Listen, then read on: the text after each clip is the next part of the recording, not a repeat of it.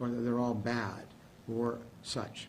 The zero tolerance policy is a horrific policy. And it's one that he's bragged about, that he's videoed about, that he's talked about. So with that, it's just simply wrong for everybody to be lumped in, and especially Gian Barreto. This is a 26-year-old young man, loved by his family and friends,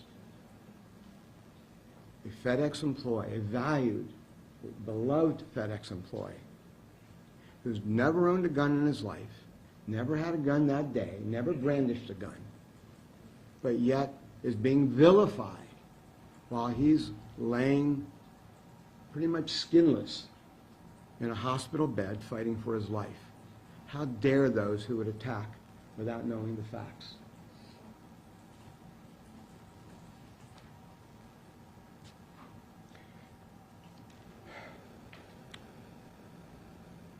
On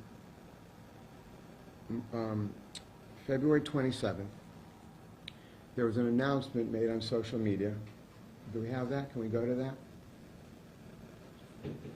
Where there was a memorial for a young man who died, and there was a memorial of enthusiasts. We're going to come back to that. So I jumped a little out of turn for them. And we are going to show you what that was. And we're going to send you this. We'll come back to those pictures. So you may. This memorial route started in Orlando, Orange County. It was a route that was 19 miles, 18.1 miles, 25 minutes. And somewhere about midway is the Orange County, Osceola County line. It started with this group of enthusiasts, of hobbyists who were there for memorial for, you can see up there now, this was the memorial for him who died. They wanted to do a memorial, and they wanted to have a gathering to support and help and fundraise. That's all this was. Why has that not been disclosed to you before now? There's why they all met. And you can see they met on Goldenrod Road in Orlando. That's where they began.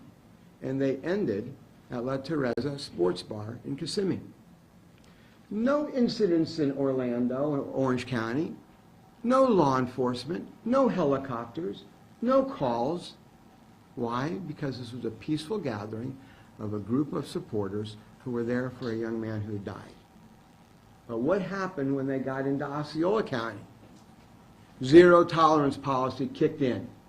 This insane policy.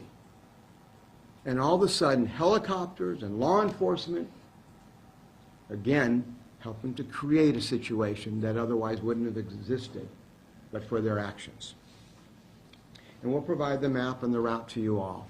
But basically, it starts up here in Goldenrod Road. You can see that this thick blue line is the journey. And here's Boggy Creek, South Chase, and Westgate. So you see approximately halfway through. They were in Orlando, Orange County. I should have given you all white before we started anyway, sorry. Can you all pick up on that? And we'll provide copies if you don't have it now. So this is the route from Goldenrod all the way through 18.1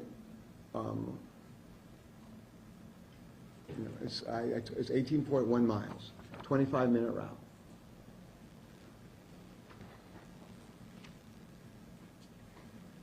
It's important to note that the Sheriff Lopez, has announced repeatedly his zero tolerance policy and has bragged about it, has made it clear. And zero tolerance means exactly that. It doesn't say if you're breaking the law. It doesn't say we're going to follow the law. It says we're just going to get you. And that is dangerous. May we show the video that emphasizes what Sheriff Lopez had indicated?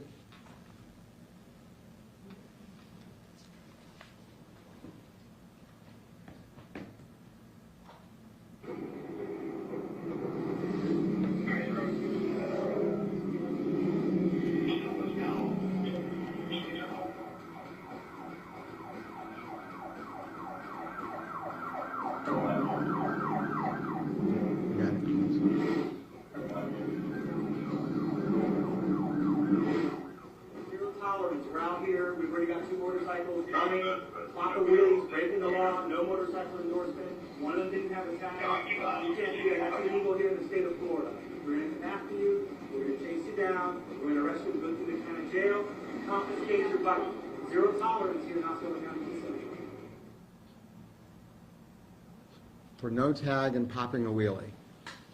So we do want to mention, because it's been suggested that we've left a few things out. We have left nothing out. We waited. The fire marshal report only came out on Thursday. We wanted to make sure that everything we say is accurate. What we don't know, we want to know why we don't know it. There's an allegation that when this group was together of several dozen bikes, somebody brandished a gun or shot.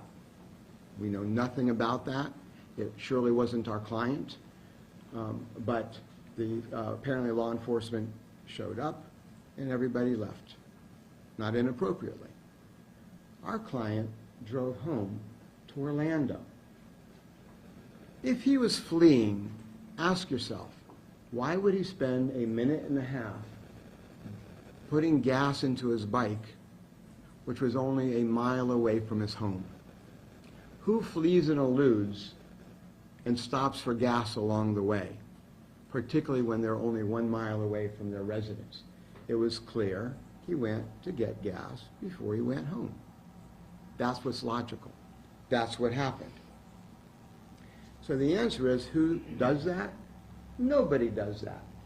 Nobody who's fleeing and eluding does that. And this happened supposedly in Osceola County. He's never owned a gun, didn't have a gun. When this horrific situation occurred, there was no gun on him. Nobody can identify him with a gun, and if they try to, they're lying. He has no criminal record. So to disparage him, to try to switch the narrative to what really happened so that it can deflect, don't let them get away from it.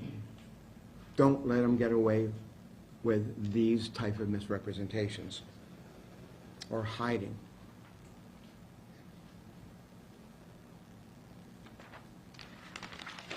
We're going to show you the video now. And it's pronounced, it's spelled in our Jean, J-E-A-N, but it's Gian is how you pronounce the name when you're recording. It's Gian. Here you're going to see about a minute and a half where he pulls into the Wawa that is a mile from his home to gas up his bike, which is a $900 bike, just so you all know. It's not some, motorcycle gang type of bike. It's a $900 or so dirt bike. So you'll see now, that's him pulling up. He goes to the first pump. No anxiousness, no anything going on. And you'll see that he's there for a while because apparently the pump didn't work, it didn't take his card or whatever. So you'll see him there for a few moments before he moves on to the next pump.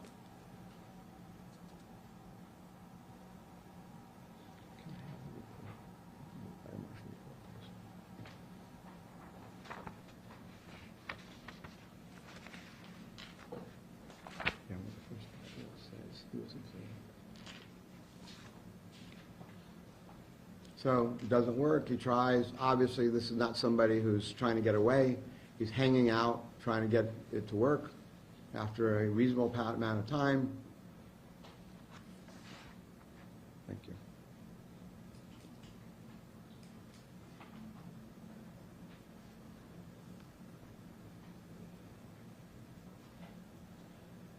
Goes to the next pump. Watch carefully now. To your right side, you'll see an individual exit and then hide behind a pillar. So he's filling up his tank.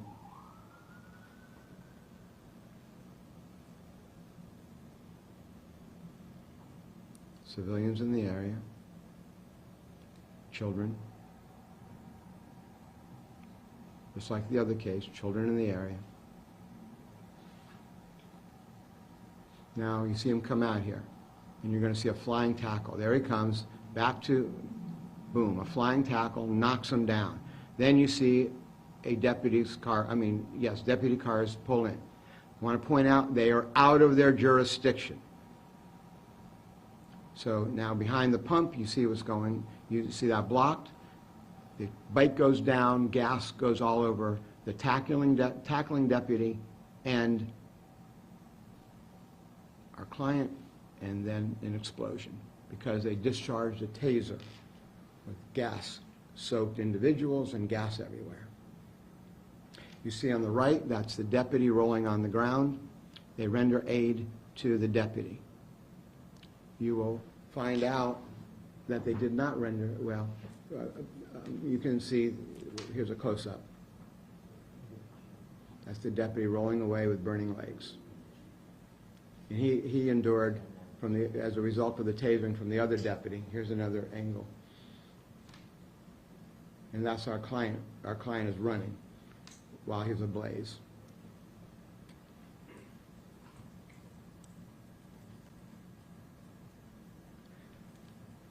Now, here you go. Here's where they're hiding. You can see the deputy hiding, and then he charges in, and he does a flying tackle. You saw the flying tackle better, but then you see it went down. And unfortunately, okay, stop here. We're going to do that at the end. So what we have is that the marshal report came out. We only got it on Thursday, and it simply says the pursuit was terminated, and an Osceola County Sheriff Office helicopter followed the suspect vehicle to the above location where it pulled in to refuel. So by the marshal's own report, why there was a pursuit is beyond us, but it had ended, and you're not supposed. These are for what offenses? He's never been arrested for anything. So we find it remarkable that there would be any suggestion that this was in any way, shape, or form legal, appropriate, but it was a following of the policies that Osceola County has. We've been asking since March 15th from this sheriff and this office, which claims that they have full transparency, where are the body cams of the officers that would give us the other angles? Where are the reports of all of the deputies that were there? We've got none of them. You all, some of you all, I know have made the request. You don't have them.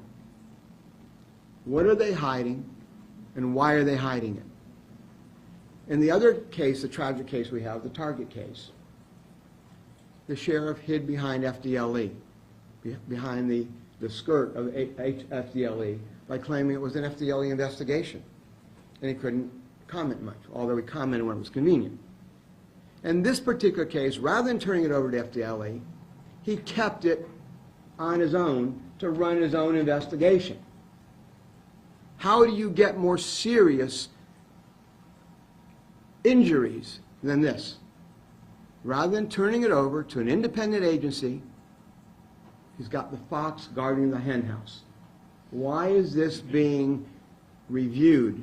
Why is this being investigated with no information being provided to us when it's his own agency? He can't have it both ways. On the Target case, he says he can't disclose because it was an FDLE investigation, although he had every right to disclose anything that he wanted to. And in this particular case, we're receiving nothing, but it's his investigation, not an FDLE one. That's why we're calling today for FDLE to take this case over, or to have the United States Justice Department take this case over.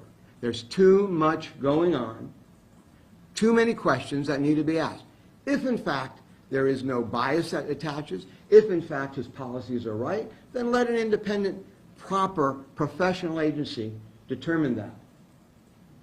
We're not saying anything other than, let's get the truth out. And it's not out. And why is it not out? If you have full disclosure, this is not what full disclosure looks like. What in heaven's name is going on in Osceola County? Why are these situations, a shoplifting, a wheelie maybe? It's frightening, and we have to get answers.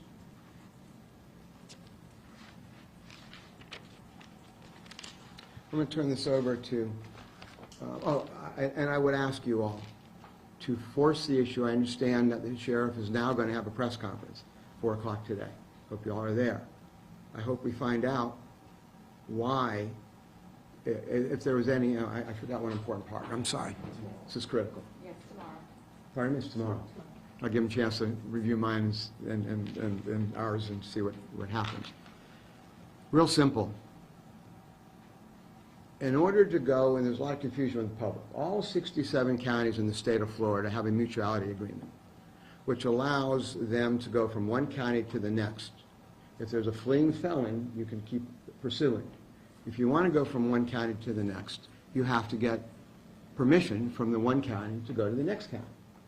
You have to, one captain or corporal will call the other and say, we're going to make an entry. We want that.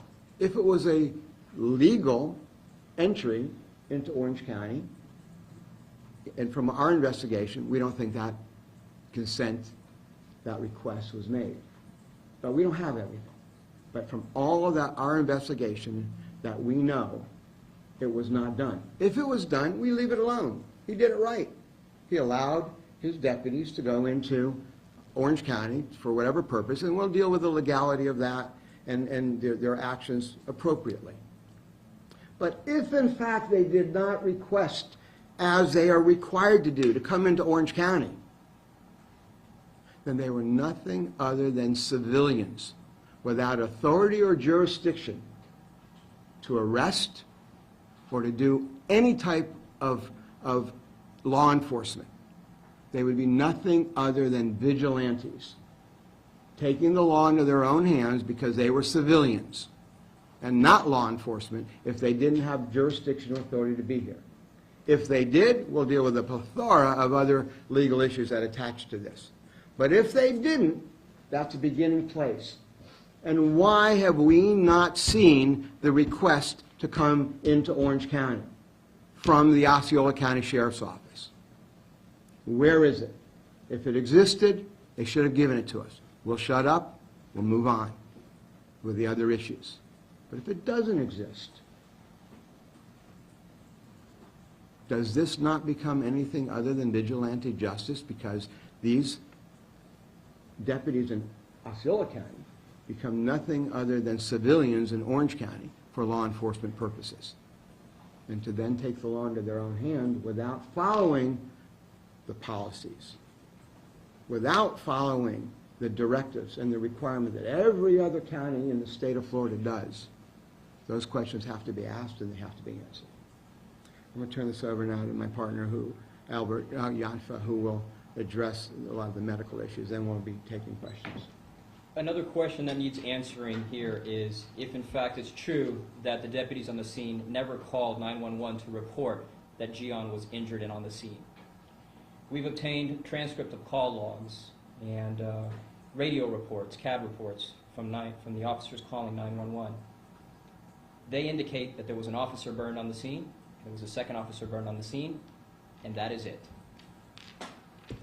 They had Gian Barreto in handcuffs, skin filleted on the ground, and never called 911 about him. It wasn't until the EMT arrived on the scene that they identified a third burn victim. A recap of this. At 5:55 p.m., the call went into 911. 1 minute later, the deputy specifies that a deputy has been burnt. 2 minutes later, another law enforcement officer has been burnt, and this is being relayed from the deputies on the scene to the 911 operator. At 5:58 p.m., which is 3 minutes later, the deputies report the fire is put out and everyone is safe and out of danger. At 6:01 p.m., which is 6 minutes later, the deputy reports to the 911 operator that both deputies are awake and breathing. One is severely burnt from the knees down on both legs. At 6:02, which is 7 minutes later, EMS arrives on the scene. 8 minutes after the call, EMS finds Gian at that point. EMS at 6:04, which is 9 minutes later after the deputies called 911 on their cell phone, at 6:04, they called for another transport. The deputies called in 2 burn victims. 2 EMTs were deployed. It was the EMS on the scene that called for a third vehicle to assist Gian. So it took 15 minutes for Gian to get treatment, to get emergency treatment. Gian was told that he was not going to make it through the night. He had 24 hours to live when he arrived at our Orlando Health Trauma Unit. It's been 80 days since he's been in the hospital. He is still fighting for his life. The procedure that is now taking place as we sit here today is a new type of skin transplant that is a first of its kind for Orlando Health. Yesterday, a debridement was done of Gion's entire body where any necrotic tissue or skin was removed. He was placed in a medically induced coma for at least 24 hours while his body was submerged in a mineral bath, to put it plainly, in preparation for today's procedure. At 7:30 today, he began the procedure. When Gian first arrived at the hospital, they were able to find a small patch of skin on his left arm near the back that had not been burned. This is the only part of his body between his neck and his ankles that was not burned. His face was spared due to the fact that he had his motorcycle helmet on, and the bottom of his feet were spared because he had boots on. They removed that patch of skin from his left arm and have been growing it ever since. In the interim, they tried to do a transplant of skin from a cadaver, but his body rejected it. He is currently in a 14-hour-long procedure where the skin grafts are attempting to be placed on his right arm. We won't know until 8 p.m. tonight if it was successful. If it is, Gian will have to undergo dozens of more procedures just like this. And that's the current state of his condition. And I'll just throw in that what was spared by way of skin was merely a 4-inch patch. That's how badly burned it is. We're going to show you this now, so and then we can go for questions. It's extremely graphic. What you are going to see... But let everybody identify what they want to see first and put their cameras or not camera. And those who want to look away, of course, we respect that.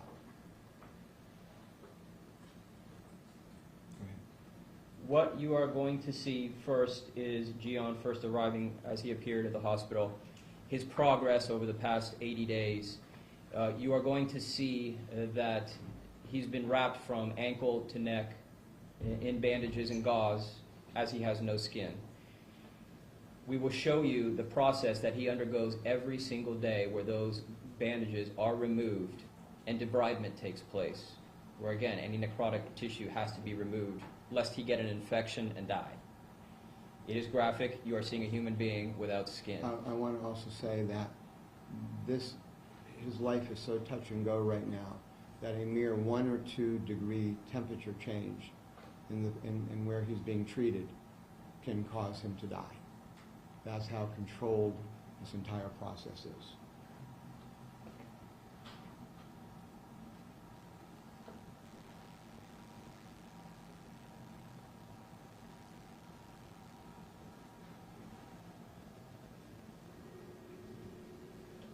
That's his leg.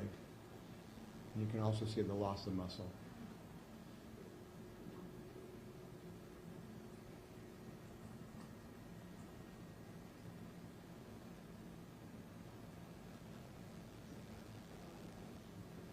This is after how long? This particular video was taken just last week. So you'll kind of see it in descending, ascending progress, but descending from a bit.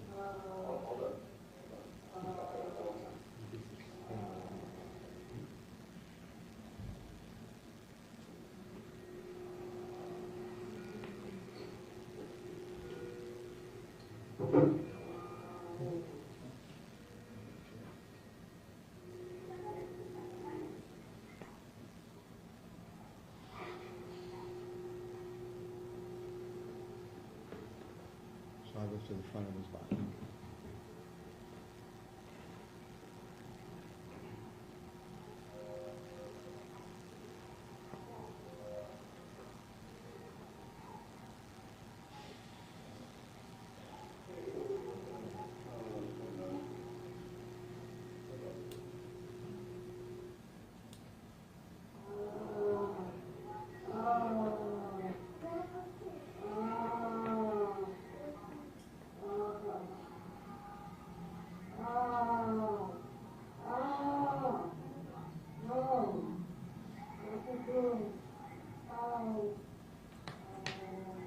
a little bit of bleeding. I'm just putting some pressure on it over there.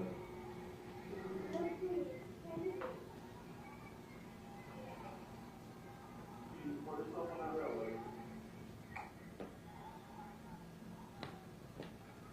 That's what a person without skin looks like.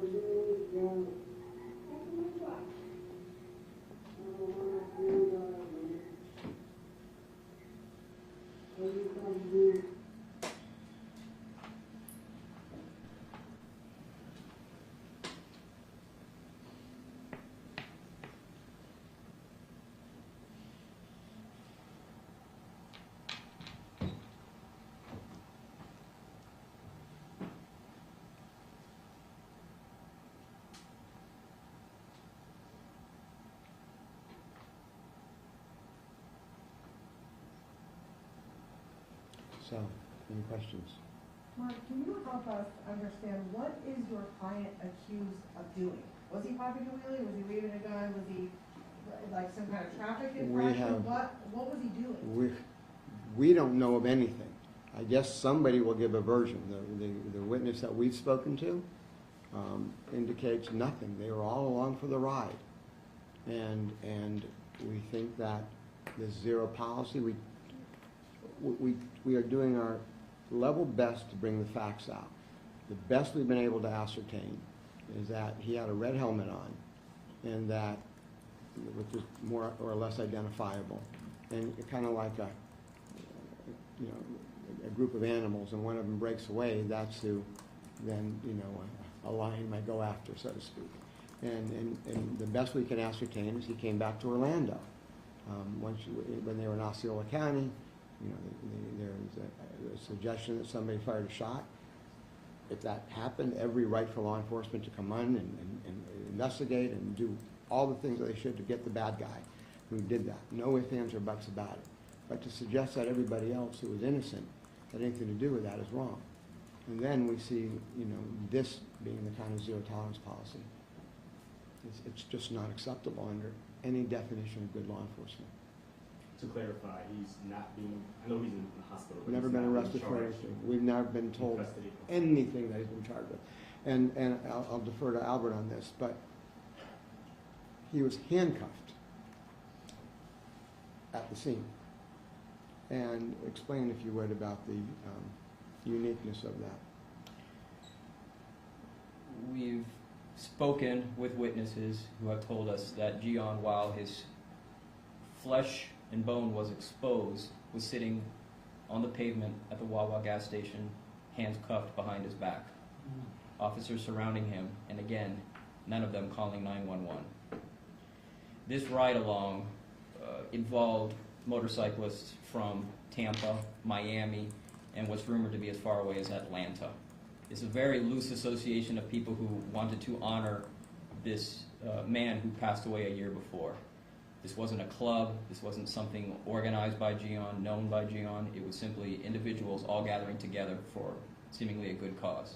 Again, if there was any bad actors, we don't know about it, and there's been no charges against our client whatsoever. Did they announce when they showed up? Does Gian remember them saying, Osceola County deputies, we had this conversation about Target. Did they announce that they were there? It bears mentioning that Gian has been in a very damaged mental state since this. His ability to communicate is somewhat limited, but he is completely clear on the incidents that happened. He remembers every second of being burned, standing up, running for his life. At no time did any officer identify himself. At no time did he see any officers. He was looking at the gas pump when someone did a tackle, a spear tackle, reminiscent of a football player from behind. Next thing he knew, he was on fire. And if I could add to that, that's why we want these body cams. Why do you all not have the body cams? Why do we not have the body cams? We've got the Wawa. That's not full disclosure. That's not transparency. What we understand happened is there was a flying tackle. You could see it. There's no question about that. When he was facing away, all of a sudden a big person, that's not a little person, slams you down. It's natural that you are going to be, and did you notice what that person was wearing? You want to show it?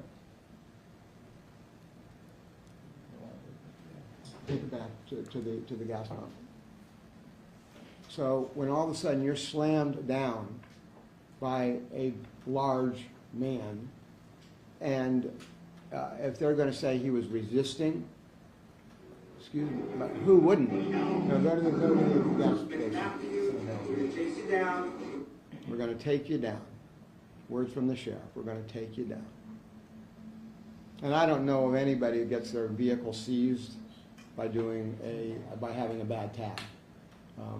But you know, the sheriff said they would seize the vehicles, which suggests the extremism that is attached to this policy.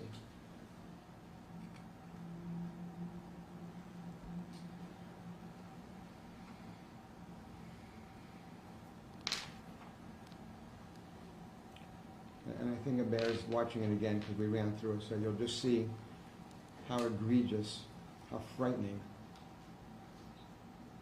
these tactics were in an area that was outside their jurisdiction.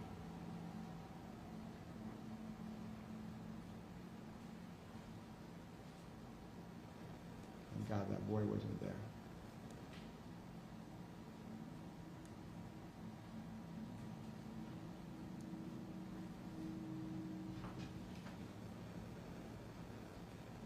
Now, how do you possibly know what hit you?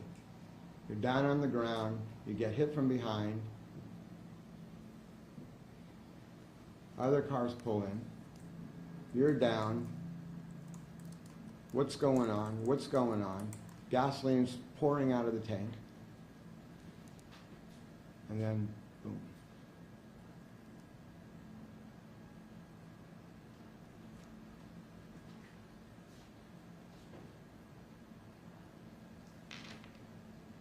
So how could anybody identify who hit him from behind like that? So Gian is over to the left. Yes, he'll be behind that row that we see that's blocked by the white pillars and tanks there.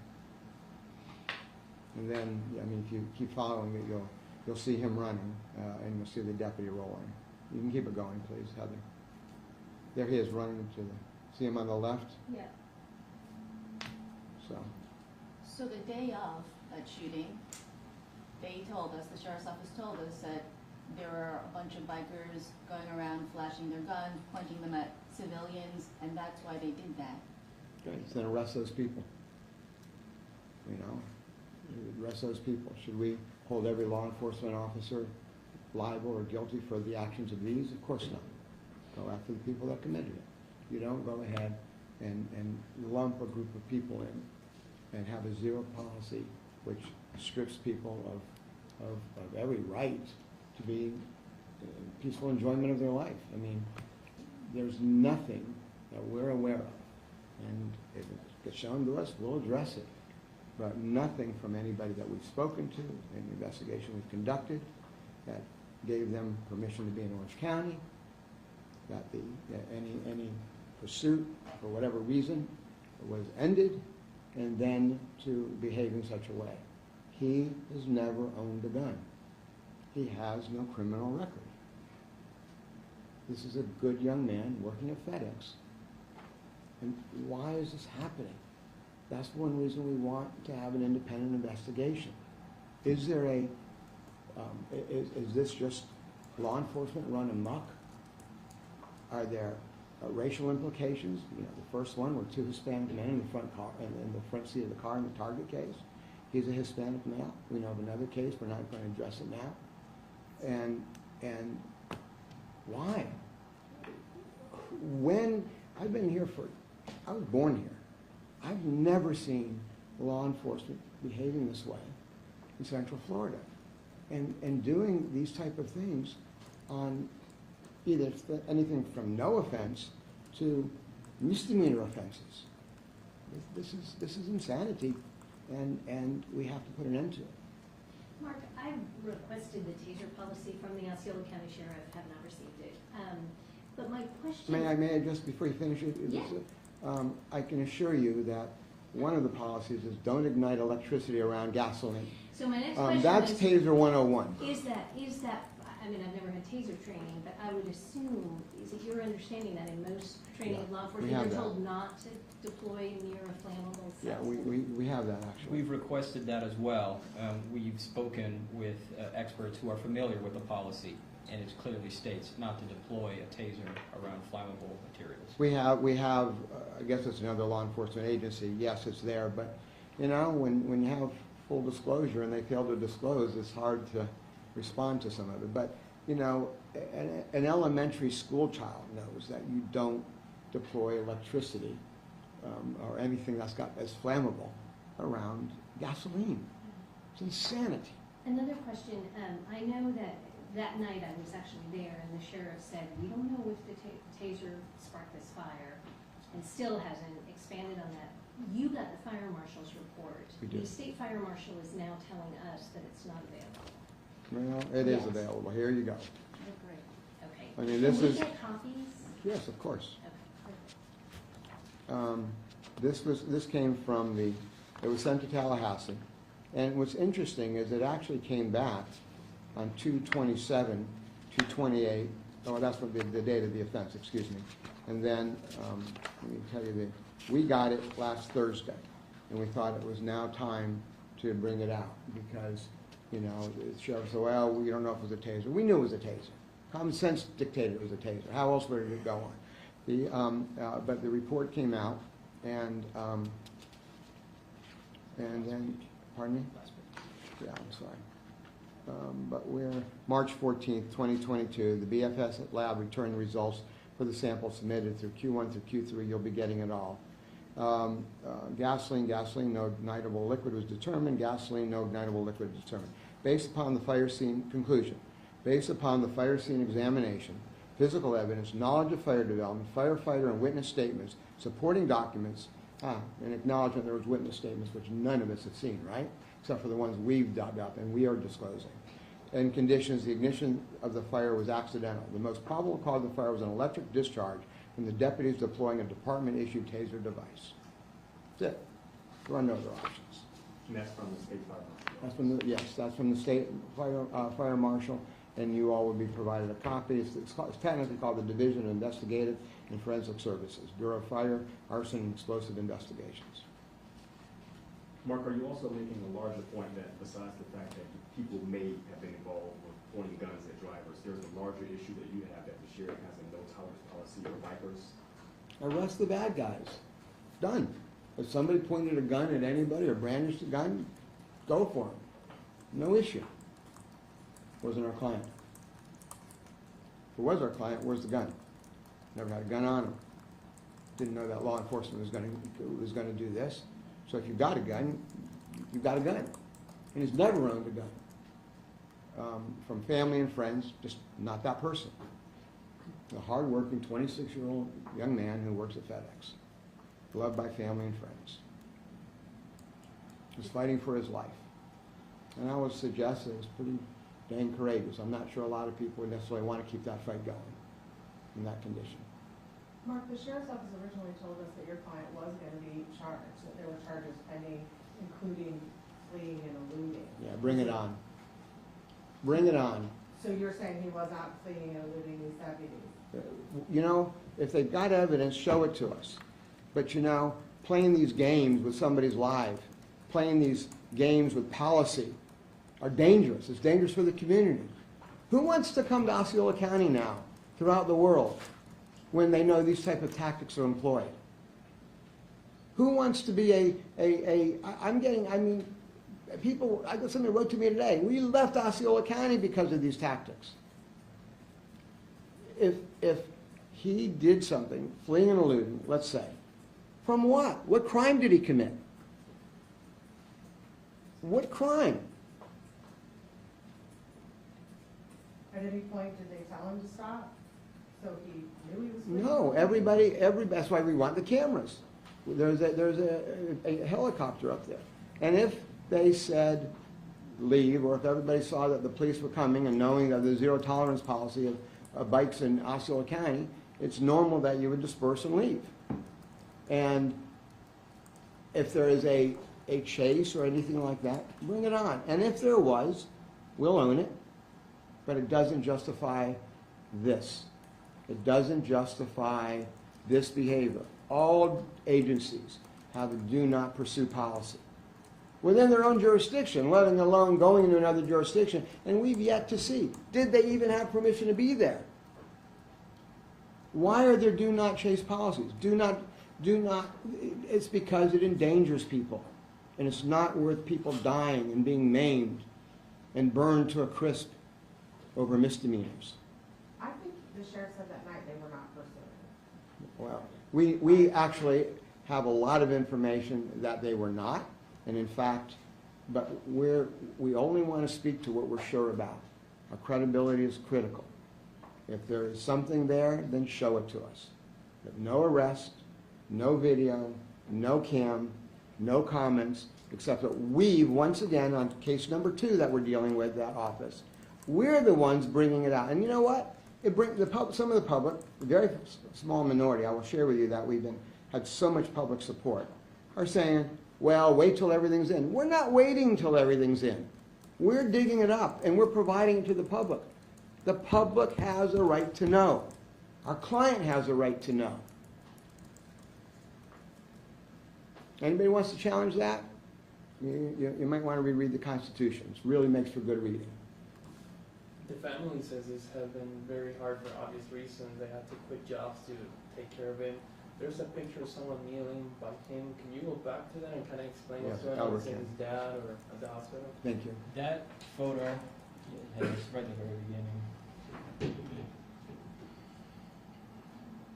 Gian comes from a very tight-knit family.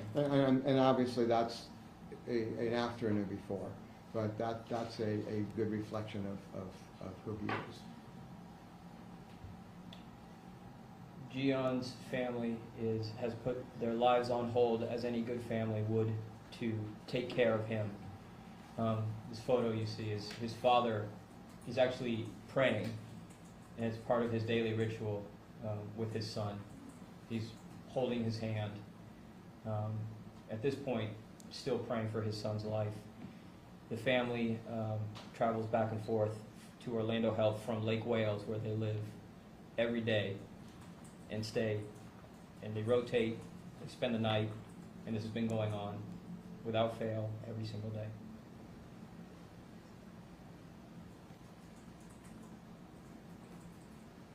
Did you file the lawsuit yet? Sorry. Did you file already?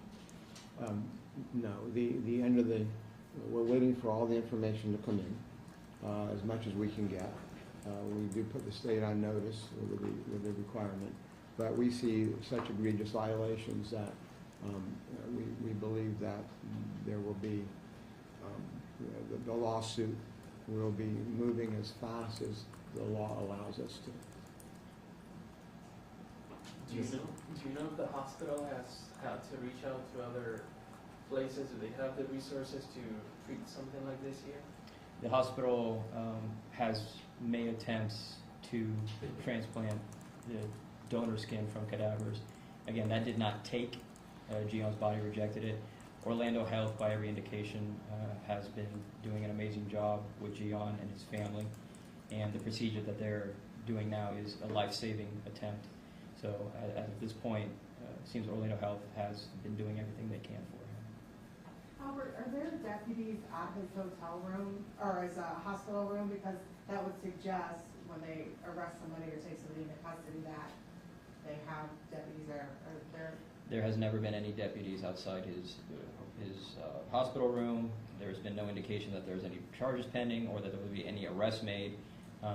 There is a witness who may have testified that an injured officer was also at the hospital, but we can't confirm that. And that's a very good question, Shannon, because if you remember in the Target case, on a misdemeanor, they stationed until he got out of the hospital. There was a deputy that was stationed at the hospital. So that would suggest policy would dictate that if there's somebody who is an arrestee or going to be arrested, that they would do that. I would think that they, I'll leave it at that. Do you know the names of the deputies involved or even the ones We do. who, We're not disclosing, not at this time. We do not think that Marcy's law protects any of them from either the Target case or this, but it's not our role today to individualize it. We want to talk about policy and about these failed policies and the horrific outcome of these failed policies against young men in Osceola County by the Osceola County Sheriff's Office. Just to clarify, in case I missed it, did you say that that they claimed Marcy's law? In the other case, Marcy's law has been claimed. We don't want to say any more than that about who may be involved in this versus the other case or whatever. Does he have any kids or wife or? He is unmarried, no children. Is there any indication of why they may have pursued him versus the other people that were involved with this bike ride? Maybe you can ask 4 o'clock tomorrow. We don't have any information. We know he did not discharge a firearm. But these are the results of zero tolerance policies for any law enforcement agency. You know, you can't lump everybody together any more than you can lump the actions of these officers or these deputies to all deputies and all law enforcement. You can't lump anybody. That's stereotyping. That's bigotry. That's wrong. It's wrong on so many levels. And here, they basically said, anybody that wants to be a sports rider, no, you can't do it. We're going to go get you. We're going to rough you up, basically, figuratively, and quite literally in this instance. I know there's actually not a lot of questions. It just speaks for itself. There's not a whole lot to add. You see the attack. You see the flying tackle. You see a big man take somebody down behind their back. And then you see people outside their jurisdiction coming into Orange County. We've not seen any of the mutuality consents. And then we see this young man. Let them try to spin it. Let them try to pivot. They can't. These are the facts. You all been very respectful. We appreciate it. Thank you. Thank you. Thank you. Yeah, right? It's like going to a funeral right now. You just kind of...